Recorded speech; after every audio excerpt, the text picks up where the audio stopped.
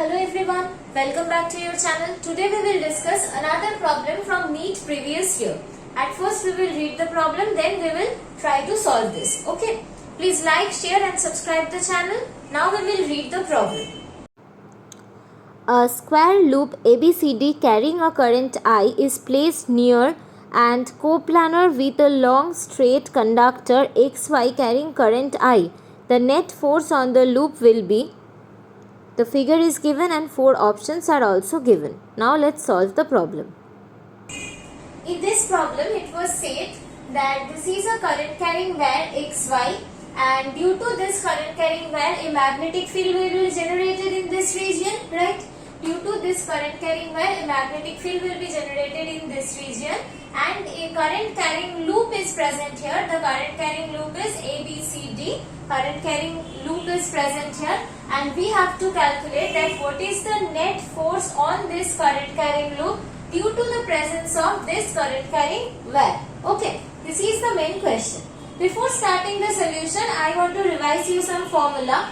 Suppose a magnetic field present in the region. Suppose in the region a magnetic field is present.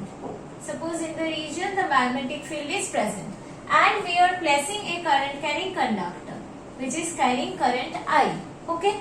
Now the force on this current carrying conductor is IL cross B. Here L is a vector and where L is the length actually, but the direction of the L is along the current. Okay. So if any current carrying conductor is present in a magnetic field, then the force on that current carrying conductor is equals to IL cross B. Okay. And now I want to revise the second formula which is needed in this problem.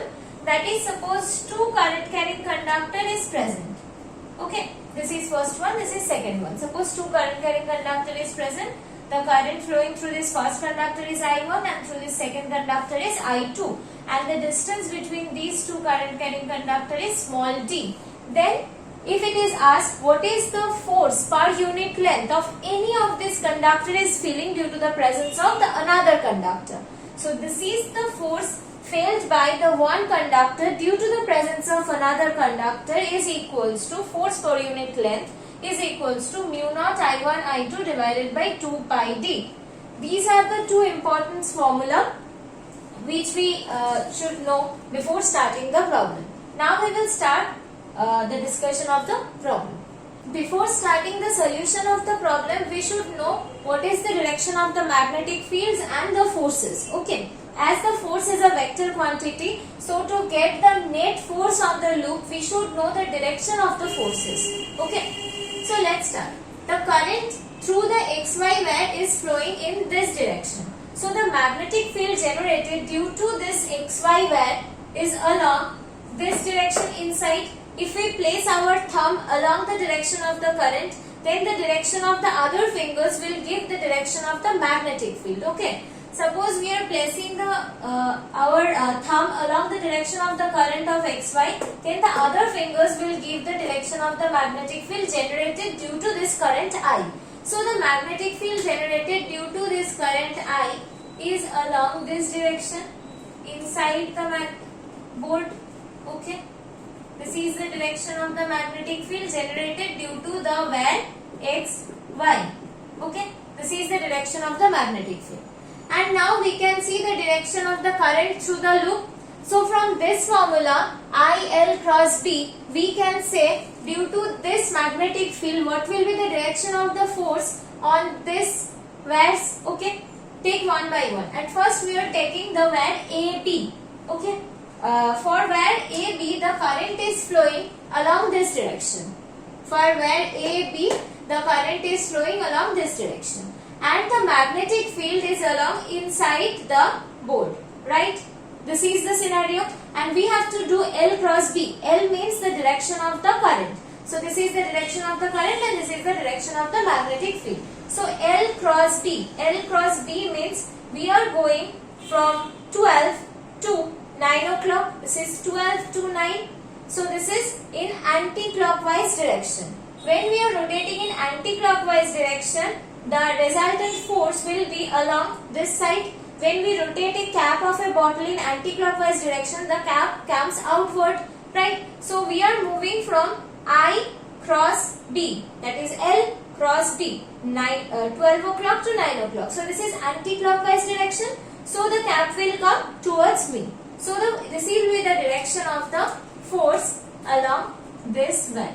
Okay. This will be the direction of the force FAB. Similarly, we have to calculate what is the direction of the force along CD, along BC and along AD. Okay. So let's start.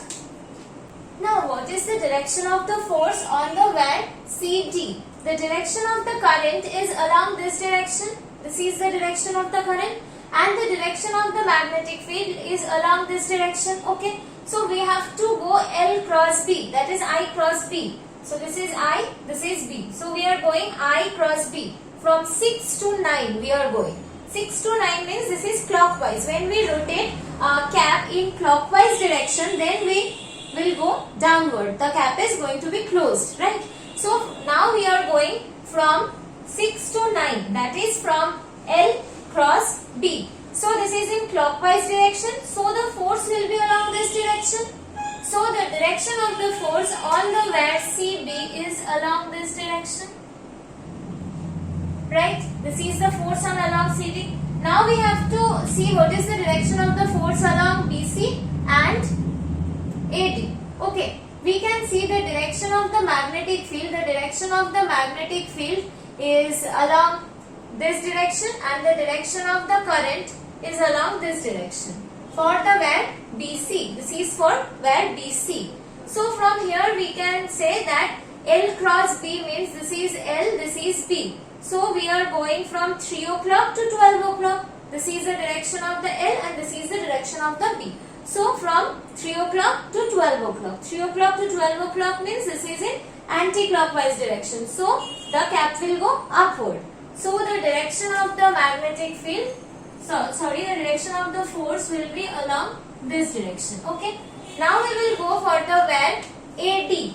We can see the direction of the current is along this direction, and the direction of the magnetic field is along this direction. Okay. This is the direction of the current and this is the direction of the magnetic field. So we have to do L cross B. This is L, this is B. So we are going from 9 to 12 o'clock. From 9 to 12 o'clock we are going. So this is along clockwise direction. Clockwise direction means the force will go in downward direction. So this will be the direction of the force FAD. So now it is clear what will be the direction of the force for each wire of the loop. First we will calculate FAB and FCD. Okay. What is the magnitude of FAB? The magnitude of FAB, and we can see the length of the wire FAB is equals to L. So FAB is equals to, from this formula, F means mu naught I1 I2 into L divided by 2 pi d. So we will do mu naught I1 I2. I1 is capital I, I2 is small I.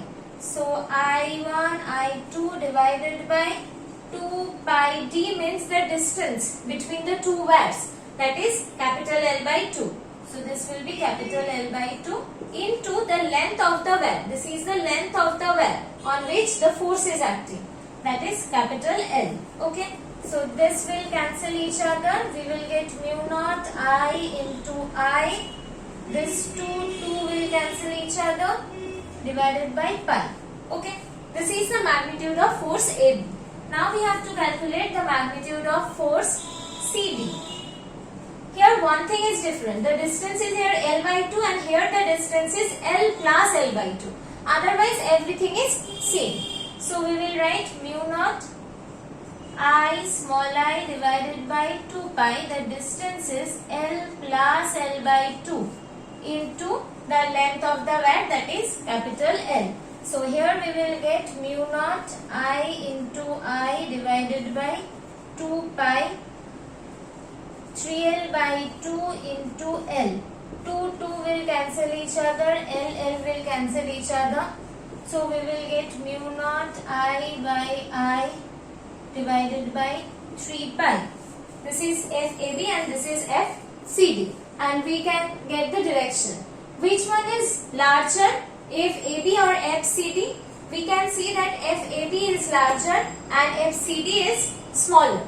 So from here we can conclude that we have the net force is FAB minus FCD. But what about the force FBC and FAD? If AD and FBC both are same with respect to the where XY and the direction of the force FBC and FAD are opposite to each other, so their magnitude are same and the directions are opposite, so they will cancel each other. In the case of FAB and FCD, the magnitudes are different. Why the magnitudes are different?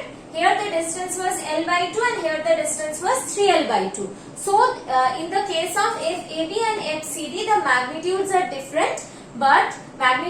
different, so they will not cancel each other completely. But in case of FBC and FAD, the magnitudes are equal because the distance is same.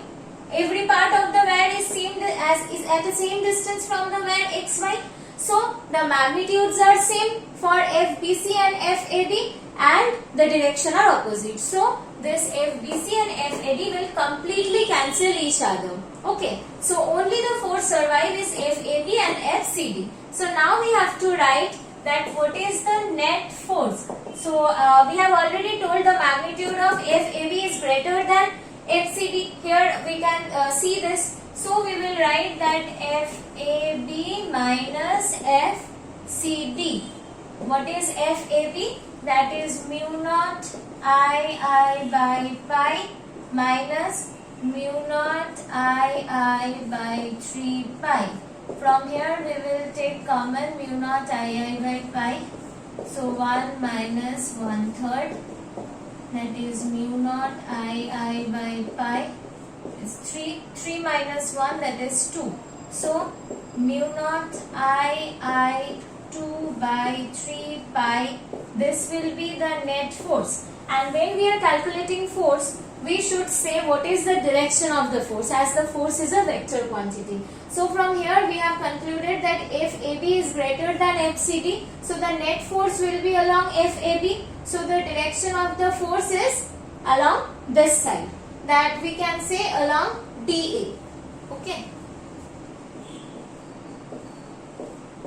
Along DA. So this is our final answer. In the question only the magnitude is asked. So this is the correct option. Okay. I hope this problem is clear to you. If you have any doubt, please write in the comment section. Don't forget to like, share and subscribe. Thank you everyone. Keep watching.